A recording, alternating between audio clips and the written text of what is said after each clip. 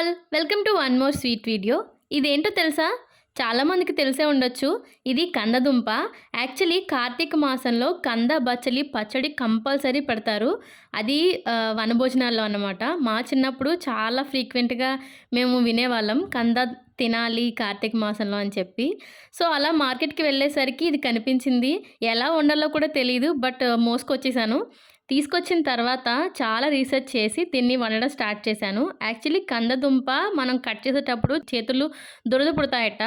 So దానివల్ల చాలా కేర్ఫుల్గా కట్ చేయాల్సి వచ్చింది. చేతికి ఆయిల్ పెట్టుకొని అండ్ అలాగే వీటిని సోక్ చేశానమాట రైస్ కడిగిన వాటర్లో. ఆ సోక్ చేసి పక్కన పెట్టేసి మసాలా ప్రిపేర్ చేసుకున్నాను సైడ్లో. ఇప్పుడు ఈ మసాలాని ఒక ప్యాన్ పెట్టుకొని దానిలో ఆయిల్ వేసి అది కొంచెం వేడెక్కాక ఈ మసాలా అంతా దానిలో డ్రాప్ చేసుకున్నాను. ఇప్పుడు కొంచెం పసుపు, ఉప్పు, కారం, పచ్చిమిర్చి వేసి ఆ మసాలా పచ్చివాసన అంతా పోయేంత వరకు వేయించానన్నమాట. సో అలా వేయించిన తర్వాత దానిలో కొంచెం చింతపండు పులుసు వేసుకున్నాను.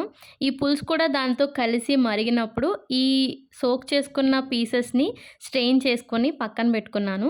ఆ పీసెస్ని ఇప్పుడు ఇందులో వేసేసి కుక్కర్ పెట్టేశాను అనమాట. 1 or 2 విజిల్స్ సరిపోతాయి. చాలా త్వరగానే ఉడికిపోతుంది. టేస్ట్ అయితే చాలా బాగుంది. ఈ సీజన్లో పర్టికులర్గా ఇది చాలా మంచిదంట హెల్త్కి. దీనిలో కార్బ్స్, వైటమిన్స్, ఫైబర్ కూడా ఉండడం వల్ల వెయిట్ లాస్లో కూడా కీ రోల్ ప్లే చేస్తుంది. నచ్చితే ఈ సీజన్లో ఒక్కసారి ట్రై చేసేయండి మీరు కూడా.